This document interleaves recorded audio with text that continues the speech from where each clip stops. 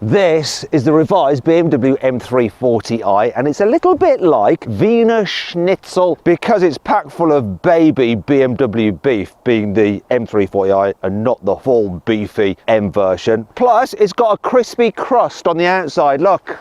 Crispiness. Anyway, in this video I'm going to talk you around the exterior of this car, talk you through the updates that BMW have made to it, show you the interior, I'm going to take it for a drive, and of course I'm going to launch it to see how quick it is from 0 to 60 miles an hour. And considering it's really frosty today, that will really be putting this car's four-wheel drive and traction control system through its paces.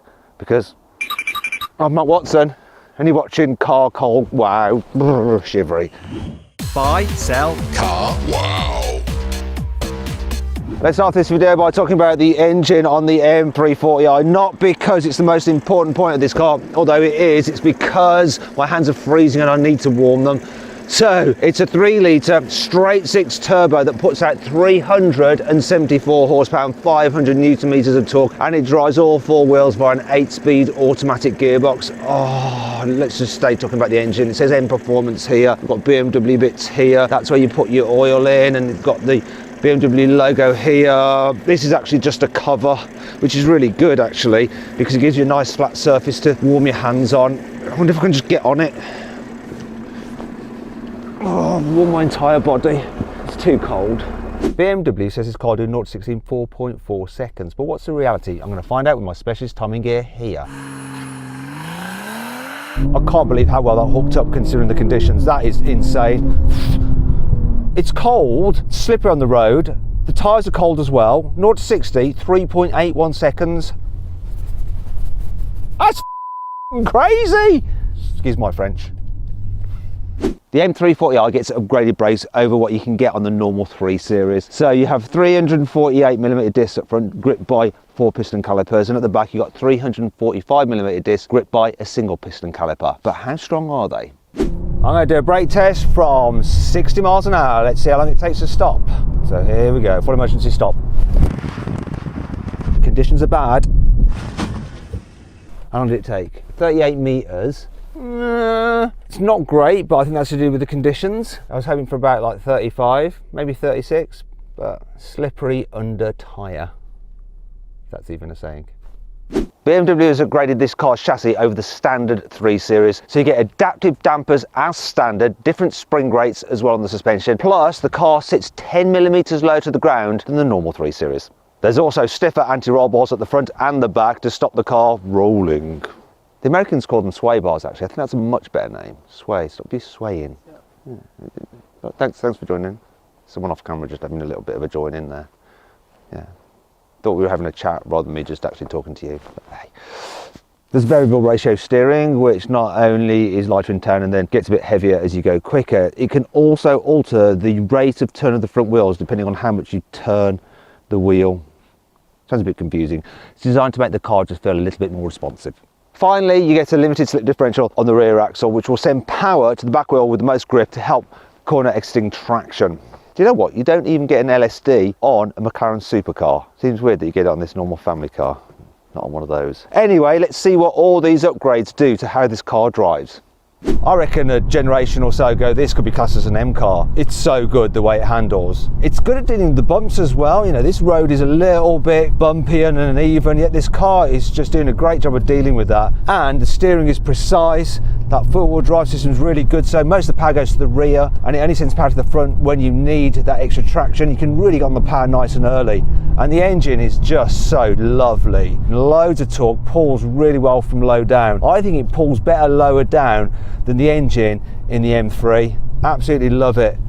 The body stays nice and flat through the bends, gives you loads of confidence. Surprising really considering the conditions. It's just got so much grip.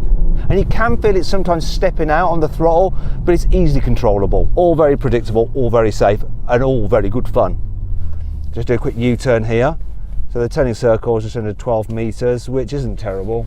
I should make it round once this guy in the Suzuki, he's looking at me like I'm mad. What you doing? What you doing? You're mad. You're turning round in a road. Why are you turning round in a road? That's crazy. Why would you do that ever? Anyway, let's get back to it. The gearbox, even though it's not a dual clutch, it's a 8-speed torque converter auto, is very, very fast on the gear changes. I can also hear The exhaust popping when I lift off the accelerator, which is nice. There are fake sounds played through the speakers on this car to make it sound more sporty. You can dial them down a bit, but to be fair, I won't bother. They add to the experience. I'm not going to complain too much like some other motoring journalists might, especially when the rest of this car is just so very good in the way it goes down a quick country road. I've got to say, the chassis upgrades on this car definitely have a positive effect. It's good fun to drive. To make sure that the M340i stands out next to normal 3 Series, BMW has given it a more aggressive lower front bumper, and they've actually tweaked the design compared to the pre-facelifted version with the vents just looking slightly different. And these vents, they are real, look, as I'll illustrate with the carwow stick of truth. No fakery there. The M340i also gets this hexagonal grille effect here rather than slats on the standard 3 Series, plus the surround is black for a moodier appearance. Speaking of which, the headlights are now thinner than the pre-facelifted version to just make it look meaner, more aggressive. Moving down the side, there are some new updated alloy wheel designs, and the M340i has unique wheels. You get them as 18 inches as standard, though you can upgrade to 19s, which is what these are, at no extra cost. Most people are probably going to do that. Another thing that the M340i now gets is fistable door mirrors, like a proper M car. Weird. You've also got frosted blue paint on this particular car. I'm not just talking about this frost, it's got a matte effect to it. Looks really, really nice. At the back, the M340i has a more aggressive rear bumper, and once again, it's slightly different to the pre-facelifted version. Got a diffuser in there, which is completely fake, doesn't do anything. And we've got some huge exhaust surrounds, and the real tailpipes are actually in there, much smaller, but at least there are some real tailpipes, which is a good thing. The M340i also gets a little boot lip spoiler, and then your M340i badging. Now, obviously all these upgrades do come at a cost. So the M340i starts at just under £58,000. However, you can save an average of just under £1,700 on a 3 Series through CarWow. Now, if you want to check out the latest deals on BMW 3 Series through CarWow, click on the pop-out banner up there or follow the link in the description below. If you want to do that at a later date, just simply Google Help Me CarWow. My team and I will help you choose the right car for you and get it for a fair price from one of our trusted dealers. The main changes on this facelifted version of the M340i compared to the previous version is the fact that you get this massive dual bank of screens. Really, really good. Latest infotainment system. Plus, you've got some slightly redesigned air vents and a new design for the gear selectors, little switchy here. Now, the M340i gets some other upgrades over the standard revised 3 Series, such as a sports steering wheel with the M logo on it. We've also got an M little tricolor on the, is that right? German tricolor? Yeah, it's tricolor. No, it's French, isn't it? Anyway, the 3-colour M logo on the seat belts. You've also got an M340i logo on the kick plates, and you get sport seats as standard. There you can upgrade to the M Sport seats, which has like some ribs in them. These are quite nice seats though. But really, those are the only upgrades for the M340i. Oh, and the dials. You get M dials up with M logo on them, little M tricolor, and the special design, like weird design. Oh.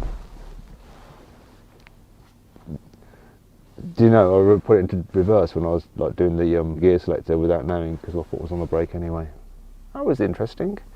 Anyhow, let's just continue like that never happened. So you get the slightly different speedometer and rev counter design. Ooh, that's it. Are you okay? A bit worried. Yeah, that wasn't good, was it? Let's move on.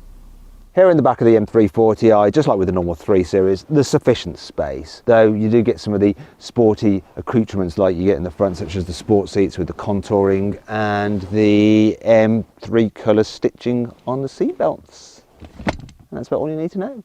The boot capacity of the M340i is also unchanged over the normal 3 Series, so 480 litres, and it is reasonably practical. However, if you'd like a sporty car with a more useful hatchback tailgate and from another brand, you could check out the Audi RS Q3, because it's about the same price as this, and it's a proper RS model. Now, if you want to see the saving that you can get on one of those through CarWow, I've actually configured one.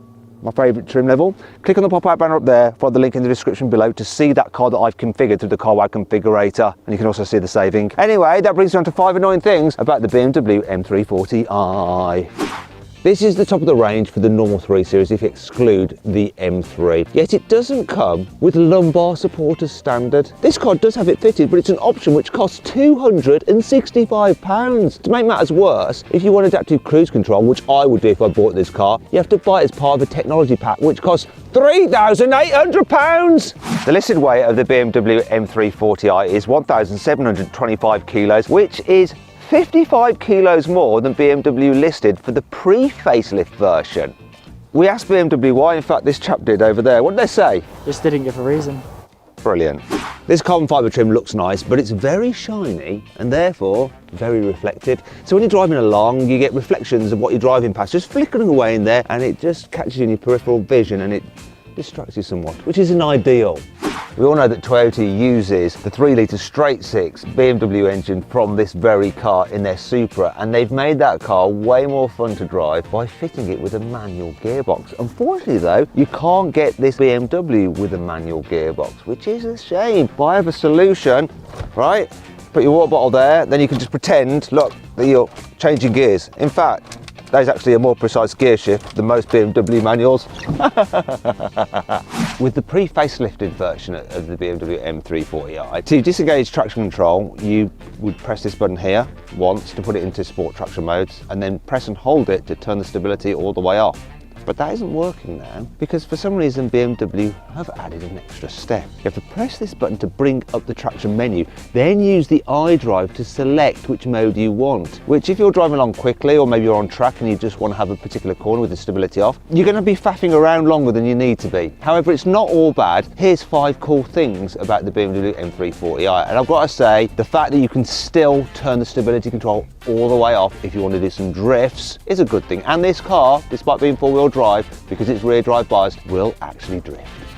The M340i gets a sports exhaust as standard, and the good news is there is no soft limiter either, so you can rev it all the way up or stationary, as we'll illustrate now. Go on, start the car. So go into sports mode.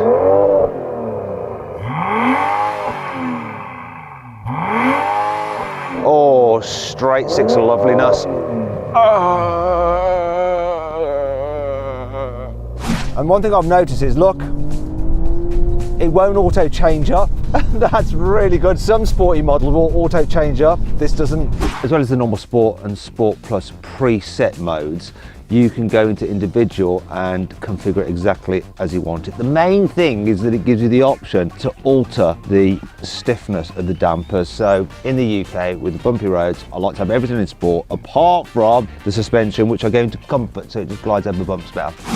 You get launch control. Yeah, and it actually says launch control on the dash, unlike some other cars, which don't let you know whether it's actually properly engaged because they don't say launch control. But anyway, look, launch control is active. I'm not going to launch here because it's on grass, it'll be messy.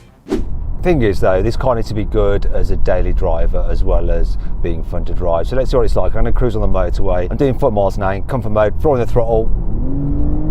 Yeah, kickdown's really good, and we are up to speed in the blink of an eye. And then when you're just cruising around, actually it's really relaxing. It's reasonably quiet to travel in, seats are comfortable. There's very little to complain about really. Economy, this particular car's averaging about 29 miles to the gallon, which considering the performance isn't awful. This car's also good to drive when you're just pootling about in town. The automatic gearbox blends the gears together really well. The brakes are progressive, they're not grabby at all. Also, the suspension, even though it's got a sporty setup, it's still good over bumps, you don't feel them too much. It's such a great all-rounder. Do you know what? If I didn't do this job as a motoring journalist where I was constantly in and out of other cars and had the luxury of being able to just buy performance cars for my own dailies, I would have one of these. Oh, I used to be a chartered accountant, and if I was still a chartered accountant, I can imagine that my family car would be a BMW M340i.